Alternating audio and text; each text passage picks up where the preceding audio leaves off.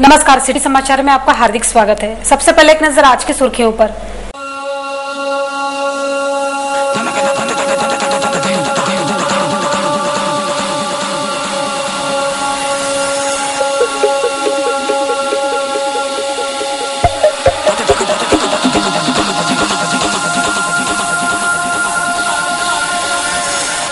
मनपा की सुपरफास्ट आमसभा 20 मिनटों में 22 विषय को मंजूरी।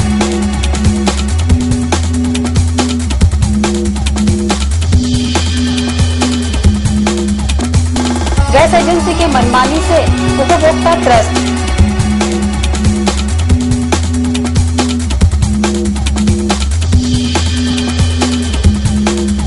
दो दिनों के भीतर राज्य में गुटखाबंदी।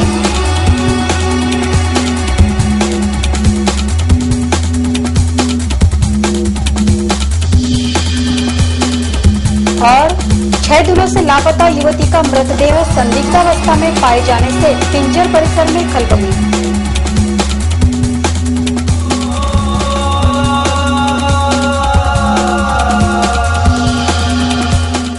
केवल 20 मिनटों में 22 विषय मंजूर कर आम सभा को सुपरफास्ट कर दिखाने का कारनामा सत्ताधारी आघाड़ी ने कर दिखाया, जबकि संख्या बल के अभाव में विपक्ष अकेला पड़ता नजर आया। अकोला महानगर पालिका की बुधवार को संपन्न हुई आम सभा मनपा के आज तक के इतिहास में सबसे सुपरफास्ट सभा साबित हुई। केवल 20 मिनटों में ही विषय पत्रिका पर रखे 22 विषयों को मंजूरी दे दी गई। आज की सभा में सभी विषय मंजूर करने के लिए सत्ताधारी आघाड़ी की दादागिरी ज्यादा तो विरोधियों का साथ शिवसेना ने छोड़ने से भाजपा व उनके सहयोगी सुनील मेश्राम, इनकी हालत संख्या बल के अभाव में दयनीय हो गई थी। सभा शुरू होते ही आज की सभा में भी हंगामा होगा, ऐसा सभी का अंदाजा था। सभा शुरू होते ही पहली सभा का इतिवृत्त कायम करना तथा आगे के विषय सभागृह में मंजूरी के लिए रखना, इसे नगर सचिव ने पढ़ना आरंभ करते ही विपक्ष ने इन्हें पहली 20 तारीख व 3 जून को संपन्न हुई सभा का इतिवृत्त पढ़ने का आग्रह किया। तब हंगामा शुरू हो गया। आघाड़ी के सभी सदस्यों ने इतिवृत्त कायम करना पास कर आगे के विषय पढ़ने के लिए कहा गया। दूसरा विषय था मनपा आस्थापना पर रिक्त पदों पर अधिकारियों की नियुक्ति को लेकर चर्चा कर निर्णय करना। इस विषय पर भी विरोधियों ने चर्चा करने का आग्रह किया और तब संख्या बल के आधार पर मजबूत हुई सत्ताधारी आघाड़ी के सदस्यों ने इस विषय को भी मंजूरी दे दी। सदन में चर्चा के बगैर पास किए जा रहे विषय को देख तथा लोकशाही का खून होते देख विरोधियों ने सभागृह में ही चर्चा करने का आग्रह कर ठिया आंदोलन शुरू किया। विरोधियों ने अपने अस्त्र शस्त्र म्यान करते देख सत्ताधारी आघाड़ी के सदस्यों ने फिर क्या, सभापति विजय अग्रवाल ने विषय पढ़ते ही उसे पास करते हुए सभी 22 विषय केवल 20 मिनट में ही मंजूर कर सभा को सुपरफास्ट बनाने में किसी भी तरह की कसर बाकी नहीं छोड़ी। इस हंगामे के बीच महापौर ने राष्ट्रगीत गाने के आदेश दिए। तब सदन में सत्ताधारी पार्षद राष्ट्रगीत गा रहे थे तो दूसरी ओर विपक्षी पार्षद नीचे बैठकर अपना ठिया आंदोलन कर रहे थे। इस कारण सभी पिछली सभा की तरह इस सभा में भी राष्ट्रगीत का फिर एक बार अपमान हुआ। शिवसेना ने सदन में भाजपा के साथ छोड़ने से भाजपा व उनके अन्य सहयोगी एकाकी महसूस कर रहे थे, जबकि संख्या बल की दादागिरी पर आघाड़ी के सदस्य एक के बाद एक विजय हासिल कर रहे हैं। सभागृह में बार बार हो रहे राष्ट्रगीत के अपमान को लेकर सुनील मेश्राम व उपमहापौर एक दूसरे पर दोषारोपण करते नजर आए। मागणी आमची फेटाळून लावली, कार्यवृत्त त्यांनी चुकीच्या पद्धतीने लिहिलं आणि ते सभागृहात वाचू दिलं नाही, म्हणून आम्ही निषेध केला। दुसरा 2 नंबरचा विषय जो पदोन्नतीचा प्रमोशनचा होता की जो राज्य सरकारकडे कर्मचाऱ्यांची यादी पाठवायची आहे, त्या संबंधामध्ये रोस्टर नाही, बिंदू नामावली नाही, जातीचे प्रमाणपत्र नाही, अशा परिस्थितीमध्ये अनेक कर्मचाऱ्यांवर गुन्हे दाखल झालेले आहेत, त्यांना दंड झालेला आहे। अशी सगळी बोगस यादी मंजूर करण्याचा ठराव या सभेत होत होता। आम्ही मागणी केली की याच्यावर सगळी चर्चा झाली पाहिजे आणि सत्ताधाऱ्यांनी ते फेटाळून लावली, म्हणून आम्ही त्यांचा निषेध करण्यासाठी इथे बसलेले आहोत। नाही, राष्ट्रगीताचा अपमान कोणी करूच नाही। सभेमध्ये चर्चा करण्याची पद्धत असताना राष्ट्रगीत बंद आणण्याची गरज नाही, पण त्यांना या विषयावर चर्चा घडवून आणायची नव्हती, म्हणून त्यांनी चुकीच्या पद्धतीने राष्ट्रगीत सुरू केला। आज की सभा में जो एजेंडा पे सारे विषय थे वो सब एक मत से पास हुए। और भैया बार बार राष्ट्रगीत का अपमान जो होता है उसके ऊपर आपका क्या कहना है? ये जो राष्ट्रगीत का अपमान होता है बड़ी शर्मनाक बात है। ये अपमान नहीं होना चाहिए। ये सभी जो नगर सेवक हमारे महानगर पालिका के सदस्य हैं, इन्होंने ये चीज़ को समझना चाहिए। ये दुर्दैव बात है। गैस की कृत्रिम किल्लत बताकर सिलेंडरों की कालाबाजारी करने वाले गैस एजेंसी पर आपूर्ति विभाग द्वारा कड़ी कार्रवाई करने की मांग गैस उपभोक्ता ग्राहक कर रहे हैं। रोजमर्रा की जिंदगी में अनाज के साथ ही घरेलू गैस का भी बड़ा महत्व है, लेकिन अकोला जिला आपूर्ति विभाग के कुछ लोगों की मिलीभगत के चलते सरकारी राशन के साथ ही घरेलू गैस सिलेंडर के मामले में कालाबाजारी और ग्राहकों का शोषण किया जा रहा है। गैस एजेंसियों से मिलीभगत के चलते उनके खिलाफ कार्रवाई नहीं होती है। अकोला में पिछले 1 साल से घरेलू गैस सिलेंडर की कृत्रिम किल्लत की आड़ में गैस सिलेंडर के ग्राहकों का शोषण किया जा रहा है। भारत, HP तथा इंडेन इन गैस की कंपनियों के शहर में गैस एजेंसियां हैं, लेकिन अधिकांश एजेंसियों की उनके हॉकर्स के साथ ऐसी मिलीभगत है कि दोनों मिलकर ग्राहकों की जेब काट रहे हैं। बुकिंग करने पर भी ग्राहकों को सिलेंडर समय पर प्राप्त नहीं होता है। सबसे ज्यादा शिकायतें शहर की प्रगति गैस एजेंसी को लेकर आ रही है। ग्राहक सुबह 4 बजे से ही सिलेंडर मिलेगा इस आशा से कतार में लगे रहते हैं। रोज 300 सिलेंडर एजेंसी द्वारा ग्राहकों को दिए जाते हैं, ऐसा एजेंसी का कहना है, जबकि ग्राहकों का कहना है कि केवल 250 सिलेंडर ही देकर बाकी 50 सिलेंडर ब्लैक में बेचे जा रहे हैं। आज सुबह से ही अपने काम धंधे छोड़कर गैस सिलेंडर की प्रतीक्षा में खड़े सैकड़ों ग्राहकों को खाली हाथ लौटना पड़ता है। गैस एजेंसी के सामने कीचड़ में खड़े रहकर 4-5 घंटा इंतजार करने के बाद भी जब दूर दूर से सिलेंडर लेने की आशा से आए ग्राहकों को जब खाली हाथ लौटना पड़ता है, तब उनका गुस्सा फूट पड़ना स्वाभाविक है। कालाबाजारी करने वाले इन एजेंसी धारक पर आपूर्ति विभाग द्वारा कार्रवाई करने की मांग ग्राहकों ने की है। से जो नई नई योजना है, उस योजना का लाभ ये गरीब लोगों को मिलना, ये गैस के लिए लोग 4-4 दिन से वापस जा रहे हैं और 4 बजे रात से आके यहाँ बैठ रहे हैं, फिर भी नहीं मिल रहा, फिर भी उनको मिल रहा नहीं। इसके लिए क्या है, अधिकारी लोग जो है जिला उद्योग केंद्र इसके अंदर कलेक्टर ऑफिस के अंदर कलेक्टर साहब और पूर्ति अधिकारी ये कुछ भी नहीं कर रहे। उनको जाके पूछ रहे, इसलिए उनको पूछ रहे तो क्या दे रहे नहीं। कभी ये जो तमाम लेडीज है और ये बुजुर्ग लोग हैं, यहाँ से ये वापिस गए हैं। कल भी 3 रोज हो गए जब से ब्लैकमेल चालू है और सब काला धंधा शर्मा जी कर रहा है। ये तकलीफ पहले नहीं थी, जब से शर्मा जी ने अभी तक कंपनी चालू हुई।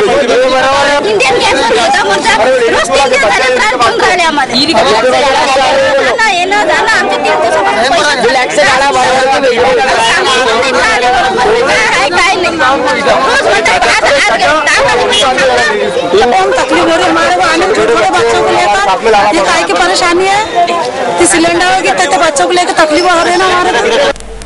राज्य में 2 दिनों के भीतर गुटखा तथा पान मसाला पुड़ी पर बंदी आ सकती है। ऐसी घोषणा राज्य के अन्न व औषध मंत्री मनोहर नाइक ने की है। राज्य में हो रही गुटखा बिक्री को लेकर तथा उससे होने वाली कैंसर जैसी बीमारियों के बढ़ते मरीजों की संख्या देखते हुए राज्य के उप मुख्यमंत्री श्री अजित दादा पवार ने राज्य में गुटखा बंदी करने का आश्वासन दिया था। राज्य को 100 करोड़ से ज्यादा राजस्व देने वाले गुटखा पाउचों के शौकीन केवल वृद्ध या युवक ही नहीं, बल्कि महिलाएं, युवती तथा शालेय विद्यार्थी भी बड़ी संख्या में दिखाई दे रहे थे। कई कंपनियों की चमचमाती व आकर्षक पुड़िया देखकर हर एक शौकीन उसे खाने के लिए ललचाता है। गुटखा पुड़ियों के कारण पान व्यवसाय भी बंद पड़ने की कगार पर आया है।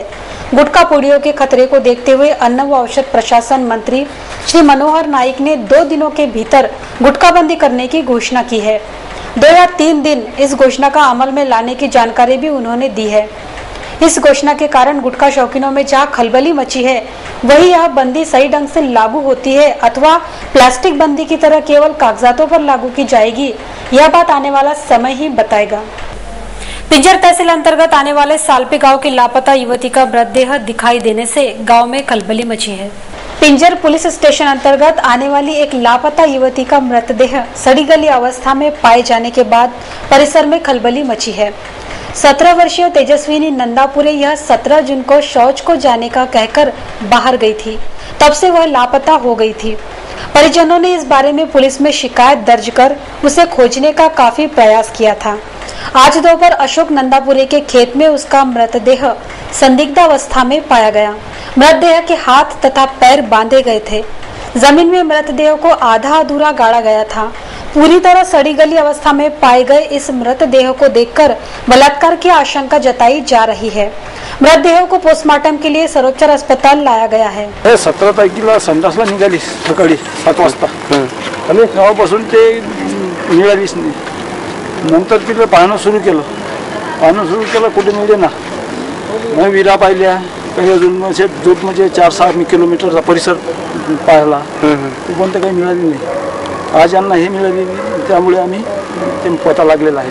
काय नेमकं काय वाटतं तुम्हाला काय झालं असं? माझा संशय असा आहे की ते तिला मारून टाकलेलं आहे कारण ते तिच्या पुंजे टाकलेले होते, दगड टाकलेले होते. पुंजे होता हो. समाचारों में फिलहाल वक्त है एक छोटे से ब्रेक का। ब्रेक के बाद भी समाचार जारी रहेंगे।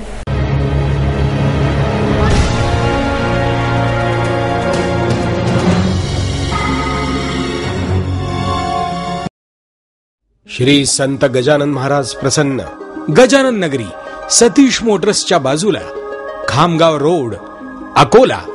गजानन नगरी मध्ये आकर्षक व भव्य प्रवेशद्वार.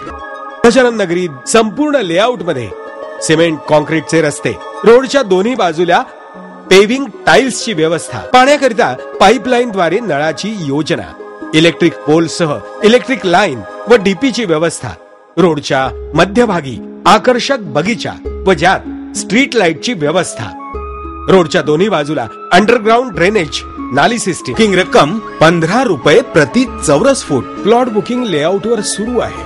15 महिन्यांची दीर्घ मुदत. प्लॉट बुकिंग करता संपर्क अभिजित कीटे, दुशांत सोलंकी, रोशन मेहकरे. नरहर शेट्टीवार बिल्डर्स अँड लँड डेव्हलपर्सचा उत्कृष्ट प्रकल्प.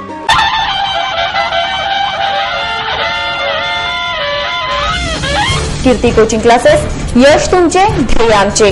9वी पास विद्यार्थ्यांसाठी 10वी 3ही माध्यमकरिता बेस्ट 5 साठी वर्षभर तयारी. 11वी 12वी आर्ट्स कॉमर्स सायन्स विद्यार्थ्यांची प्रवेश प्रक्रिया सुरू. पीएमटी पीईटीची 1 महिन्यात गेसिंगने तयारी.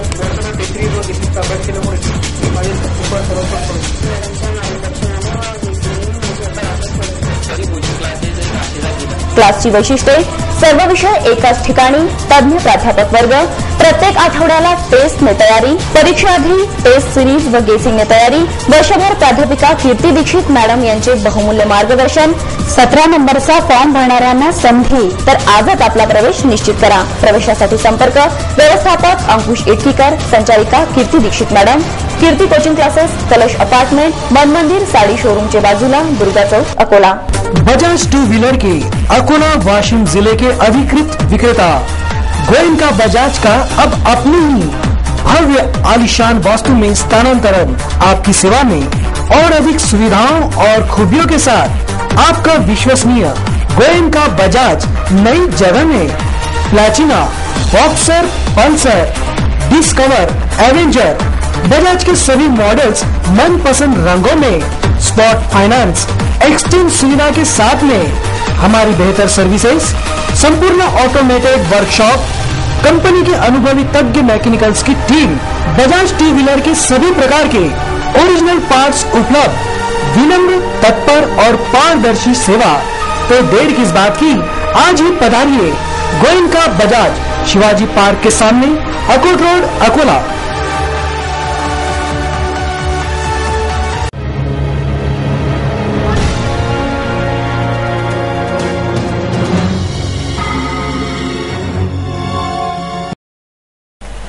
मंगलवार रात बोरगांव स्थित सोयाबीन फैक्ट्री को आग लगने के कारण लाखों की सामग्री जलकर खाक हो गई। बोरगांव मंजू से समीपस्थ अंबुजा सोयाबीन फैक्ट्री में आग लग जाने के कारण लाखों रुपए की मशीनरी कबाड़ होने की जानकारी प्राप्त हुई है। इस आग पर नियंत्रण पाने के लिए अकोला दरियापुर तथा कारंजा के दमकल वाहनों को बुलाया गया था। रात 7:30 बजे लगी आग पर रात 10 बजे के दौरान नियंत्रण पाया जा सका। अंबुजा सोयाबीन फैक्ट्री में लगी आग में तेल निकालने के लिए प्रयुक्त होने वाली मशीनरी कबाड़ में बदल गई है। शाम को लगी इस आग के कारण बोरगांव मंजू परिसर में हड़कंप मच गया है। घटना की जानकारी मिलते ही पुलिस थाना निरीक्षक नंदकिशोर शर्मा अपने दल बल सहित घटना स्थल पर पहुंच गए। देर रात तक आग किन कारणों से लगी, इसकी जांच पुलिस अधिकारियों द्वारा की जा रही थी। जिससे इस संदर्भ में अधिक जानकारी नहीं मिल पाई। आग पर नियंत्रण पाने के लिए अकोला दमकल विभाग के RN ठाकरे, माणिक सदाशिव, राजेश कनौजिया, विनोद इंगले, हनुमान घाटोड़े, उमेश भिरड़, साहेबराव शिरसाट ने प्रयास किए। अस्थायी कर्मी की मौत के बाद शव को उप कार्यालय में लाकर कर्मचारियों ने खासा हंगामा मचाया। देर रात तक यह मामला चला। डॉक्टर पंजाबराव देशमुख कृषि विद्यालय में चतुर्थ श्रेणी में कार्यरत अस्थायी कर्मी की आकस्मिक मौत पर गुस्साए परिजन मृतक के शव को लेकर उपकुलपति कार्यालय में पहुंचने से पीकेवी परिसर में हड़कंप मच गया। शाम 7 बजे पीकेवी के उपकुलपति कार्यालय के सामने मृतक के परिजनों ने शव ला रखा और देर रात तक न्याय की आस में बैठे रहे। वे उपकुलपति से मिलकर अपना पक्ष रखना चाहते थे, किंतु उपकुलपति शहर में नहीं होने के कारण परिजनों का गुस्सा बढ़ गया। कर्मचारी संगठन के नेता संतोष राउत ने कुल सचिव से संपर्क कर उन्हें घटना की जानकारी दी और मृतक के परिजनों से चर्चा करने का निवेदन भी किया। कुल सचिव बारखड़े ने कार्यालय पहुंचकर घटना की जानकारी लेकर परिजनों से बात करने की कोशिश की, किंतु विलाप करते परिजनों का क्रोध शांत नहीं हुआ। मृतक कर्मचारी का नाम शंकर महादेव गावंडे है। यह कर्मचारी पीकेवी के पशु संवर्धन व डेयरी विभाग में अस्थायी तौर पर कार्यरत था। जानकारी के अनुसार 19 जून को अपनी ड्यूटी के बाद स्वास्थ्य ठीक नहीं होने से गावंडे का इलाज किया गया, लेकिन उसकी मृत्यु हो गई। मौत के बाद गुस्साए परिजनों ने पीकेवी के उपकुलपति कार्यालय में शव वाहिनी के साथ पहुंचकर अपना रोष व्यक्त किया। प्राप्त जानकारी के अनुसार पीकेवी में कई वर्षों से लगभग 285 अस्थायी मजदूर विभिन्न पदों पर कार्य कर रहे हैं। 20 वर्षों से अधिक समय सेवा देने के बावजूद भी इन्हें स्थायी तौर पर नियुक्ति नहीं मिली है। शंकर नामदेव गावंडे इन्हीं कर्मचारियों में से एक था जो स्थायी नौकरी पर नियुक्ति मिलने की आस लगाए बैठा था। वर्षों पीकेवी में सेवा देने के बावजूद भी उसे 11 महीने की अस्थायी नियुक्ति पर ही रखा गया। कर्मचारी संगठन की ओर से इन अस्थायी कर्मियों को स्थायी नियुक्ति देने के लिए अभी हाल ही में बैठा आंदोलन भी किया गया था, किंतु प्रशासन पर कोई असर नहीं हुआ, जिसके चलते इन अस्थायी मजदूरों व परिजनों में पीकेवी प्रशासन के प्रति रोष व्याप्त है।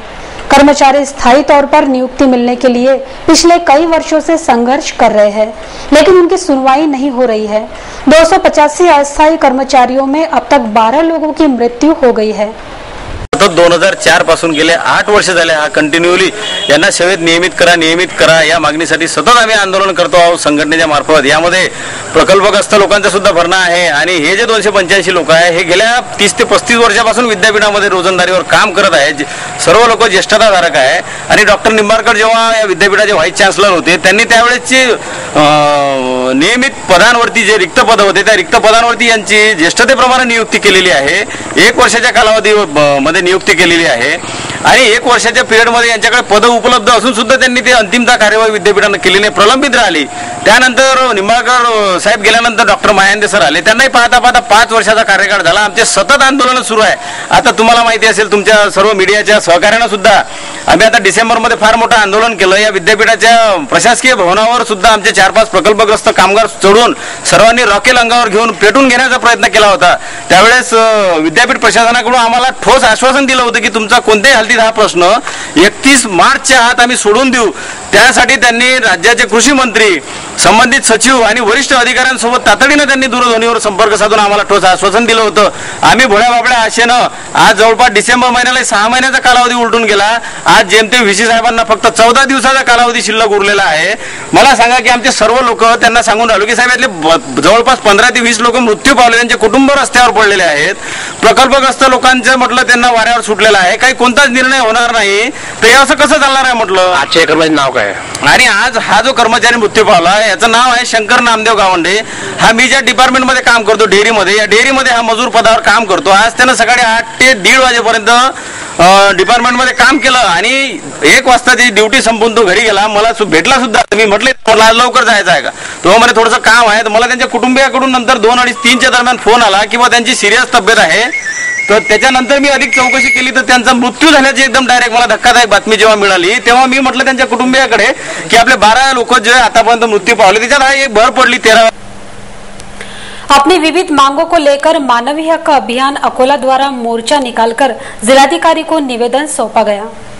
मानवीय हक अभियान अकोला जिले की ओर से अपनी विविध मांगों को लेकर जिलाधिकारी कार्यालय पर मोर्चा निकालकर उन्हें एक निवेदन सौंपा गया। जिन जिन लोगों के कब्जे में गायरान की जमीन खेती के लिए 1990 के पहले से है, उन्हें मालकी हक पर किराए से देनी चाहिए। जनहित याचिका के अनुसार जिन गांवों की सूची गांव स्तर पर प्रकाशित हुई है, उन्हें जमीन वितरित की जाए। जो लाभार्थी किसान जीवनावश्यक फसलों की बुआई करेगा, उस फसल को संरक्षण दिया जाए। फसल उद्ध्वस्त करने वाले गांव गुंडों पर कड़ी कार्रवाई की जाए। शेत सारा की राशि जमा की जाए आदि मांगों को लेकर यह मोर्चा निकाला गया, जिसमें बड़ी संख्या में नागरिक उपस्थित थे। महापालिका के शौचालय की आरक्षित जगह पर अतिक्रमण कर राजकीय पार्टी का कार्यालय बनाया गया था। इस कार्यालय को मनपा अतिक्रमण विभाग ने बुधवार को ढहाया। महापालिका की तथा शासन की जमीन पर कौन कब अतिक्रमण कर उस जगह को अपनी बपौती समझकर उपयोग करता है, इसके अनेक उदाहरण हैं। सिंधी कैंप परिसर के सब्जी बाजार के समीपस्थ महापालिका की सुलभ शौचालय के लिए आरक्षित जगह पर एक राजकीय पार्टी के कुछ कार्यकर्ताओं ने बकायदा टीन शेड खड़ा कर वहां अपनी पार्टी के बैनर तथा ध्वज लगाकर पार्टी कार्यालय खोला था। इस विरोध में स्थानीय नागरिकों ने महापालिका के अतिक्रमण विभाग में शिकायत की थी। इस घटना के कारण यहां कभी भी जातीय तनाव की स्थिति निर्माण हो सकती थी। इसे देखते हुए महापालिका के अतिक्रमण विभाग द्वारा खदान पुलिस की सहायता से जेसीबी मशीन द्वारा यह अतिक्रमण ढाया गया। यह कार्रवाई देखने हेतु नागरिकों ने रास्ते पर तथा इमारतों पर खड़े होकर भीड़ की थी। मौलाना आजाद आर्थिक विकास महामंडल के कार्यालय का कारोबार ठीक ठाक हो तथा लाभार्थी का सर्वेक्षण किया जाए, इस मांग का निवेदन जिलाधिकारी को सौंपा गया।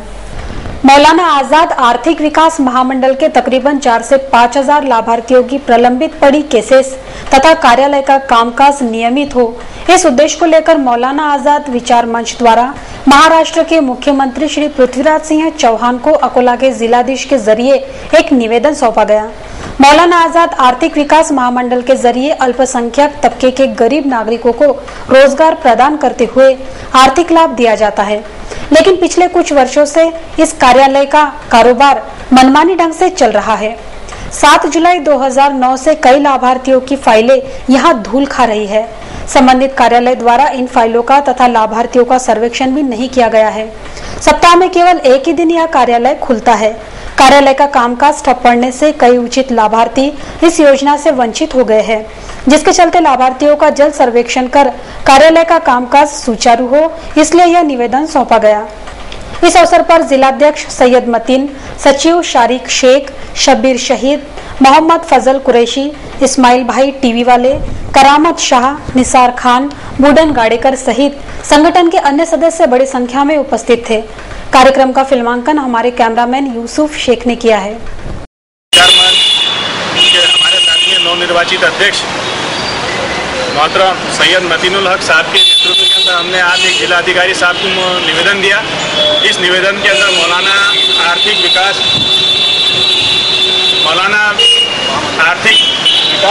महामंडल में जो हमारे मुस्लिम भाइयों के 2009 से 4 से 5 हजार केसेस जो पेंडिंग पड़े हैं, वो केसेस का ताबड़तोड़ सर्वे होकर वाटअप करने में आना।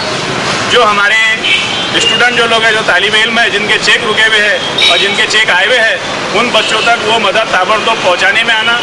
और मौलाना आज़ाद का ऑफिस जो हफ्ते में एक ही बार खुल रहा है, वो हमेशा रेगुलर सरकारी छुट्टी का दिन छोड़ के हमेशा के लिए तात्पुरता लोगों की सेवा में देने में आना। इससे अकोला की आम जनता को और हमारे तालिब इल्म भाइयों को अपना कर्ज लेने देने में, फॉर्म लेने देने में बआसानी होंगी। अगर हमारी मांगे पूरी नहीं हुई तो इंशाल्लाह हम धरने पर भी बैठेंगे।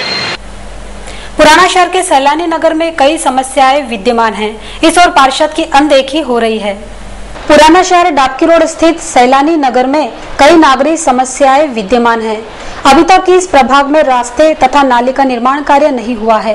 परिसर में 2 शालाएं भी है। इस प्रभाग से पहले राजेश काले चुनाव जीते थे, उनके कार्यकाल में भी यह समस्या बरकरार थी। बाद में 2 टर्म राजेश काले घर बैठे थे, लेकिन आज वे फिर एक बार चुनकर आए हैं। बावजूद इसके यह समस्या जैसे थे है। बारिश के दिनों में पूरे परिसर के रास्ते पर कीचड़ का साम्राज्य रहता है। पानी निकासी की व्यवस्था न होने के कारण गंदगी युक्त पानी नागरिकों के घरों में प्रवेश कर रहा है, जिसके कारण नागरिकों का स्वास्थ्य खतरे में आ रहा है। इस परिसर के रास्ते तथा नाली का निर्माण कार्य जल्द से जल्द करने की मांग नागरिक कर रहे हैं। ना खारा पानी है, ना मीठा पानी है। कहाँ से पानी लाना पड़ता है। मेंबर को बोले, मेंबर कुछ आने रहे, देखने रहे हमारे यहाँ। अब 2 महीने 3 महीने हो गए, हम कहाँ से पानी ला रहे, धंधे वाले पूरे घरों में पानी घुस रहा, मेंबर कुछ हमारा सुन नहीं रहा, राजू पाड़े सड़क बना रहे, राजू पाड़े बोलना है कि हमारे को यहाँ मुरम ला के डाल दे। बारिश आते ही जलकुंभी निकालने का कार्य आरंभ हो गया है। जलकुंभी निकालने के बाद वही किनारे पर डाली जा रही है। मनपा द्वारा जलकुंभी हटाने का ठेका पुराने ठेकेदार से निकालकर नए ठेकेदार को सौंपा है। बावजूद इसके पूरे ग्रीष्मकाल में जलकुंभी को हटाने की किसी भी तरह की कोशिशें नहीं की गई थी, लेकिन हाल ही में हुई दमदार बारिश के कारण नदी पात्र में फिर पानी बहना आरंभ हो गया है। पानी के प्रवाह के कारण जलकुंभी भी अपनी जगह छोड़कर बहने लगी है।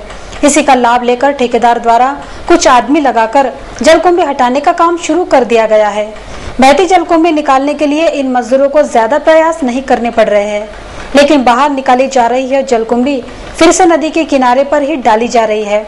इसे दूर ले जाकर नष्ट करना चाहिए, अन्यथा यह फिर नदी पात्र में गिरकर जीवित हो सकती है। फिर वही जलकुंभी हटाने का सिलसिला सालों साल चलता रहेगा।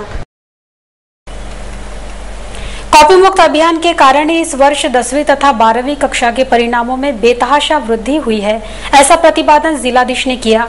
वे मुख्याध्यापक संघ द्वारा आयोजित एक सभा को संबोधित कर रहे थे। कक्षा 9वीं, 10वीं, 11वीं तथा 12वीं के 80,000 छात्रों को LIC स्कॉलरशिप के जरिए 600 रुपए छात्रवृत्ति दी जाएगी, इसलिए छात्रों ने अपने निजी अकाउंट बैंकों में निकालना चाहिए, ऐसा आह्वान जिलाधिकारी श्री परिमल सिंह ने व्यक्त किया। वे मुख्याध्यापक संघ द्वारा प्रमिलता युवक हॉल में आयोजित एक सभा में बोल रहे थे।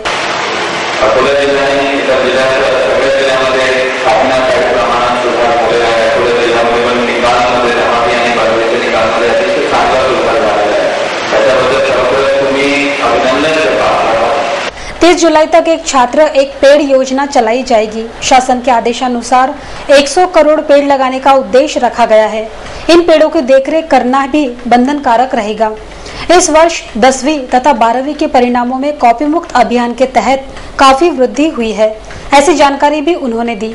इस अवसर पर शिक्षणाधिकारी सोनव ने, उप शिक्षणाधिकारी वाकोड़े, घट शिक्षणाधिकारी मानकर, मुख्याध्यापक संघ के पदाधिकारी मंच पर उपस्थित थे। सभा में पूरे जिले की सभी शालाओं के मुख्याध्यापक बड़ी संख्या में उपस्थित थे। शास्त्री स्टेडियम के पिछले भाग में गोबर के ढेर व गंदगी के कारण व्यवसायी त्रस्त हो गए हैं। आयुक्त के पास शिकायत करने पर भी यह समस्या हल नहीं हो पा रही है। लाल बहादुर शास्त्री स्टेडियम के पिछले भाग की दुकानों में अपना व्यवसाय करने वाले नागरिक परिसर में इकट्ठा हुई गंदगी व गोबर के ढेर के कारण त्रस्त हो गए हैं। ऊपर से बारिश आने के कारण पूरे परिसर को दलदल का स्वरूप प्राप्त हो गया है। इस परिसर में स्थानिक नागरिक दादागिरी कर अपने मवेशी यहाँ लाकर बांधते हैं। इन मवेशियों को लेकर तथा उनके गोबर द्वारा निर्माण हो रही गंदगी को लेकर यहाँ के व्यवसायियों ने महापालिका आयुक्त के पास शिकायत भी की है। तब स्वास्थ्य विभाग व कोंडवाड़ा विभाग के कर्मचारियों ने यहाँ आकर मवेशी मालकों को दिखाऊ डांट पिलाकर उनके पैसे ऐंठे हैं। ऐसी शिकायत भी यहाँ के व्यवसायियों ने की है।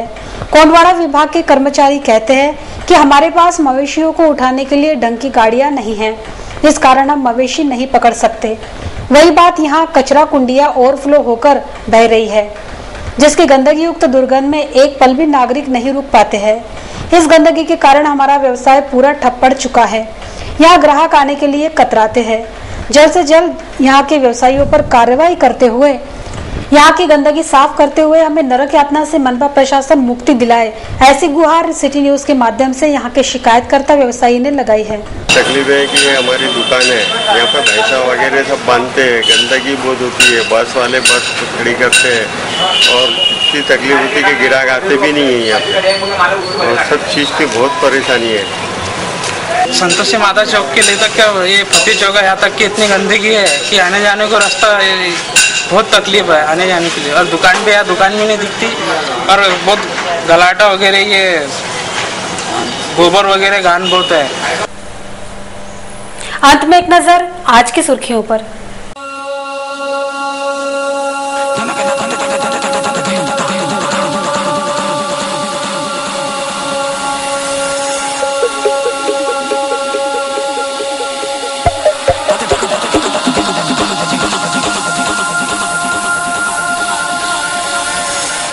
मनपा की सुपरफास्ट आम सभा 20 मिनटों में 22 विषय को मंजूरी।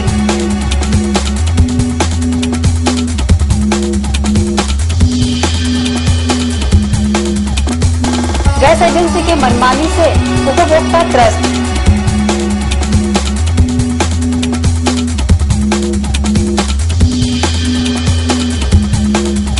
दो दिनों के भीतर राज्य में गुटखाबंदी।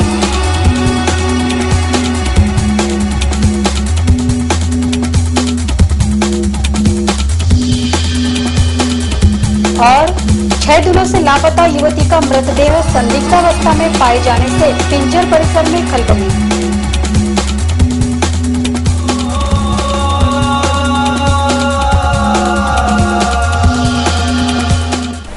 समाचारों में फिलहाल के लिए बस इतना ही। फिर मिलेंगे शहर की ताजा जानकारी और महत्वपूर्ण घटनाओं के साथ। नमस्कार।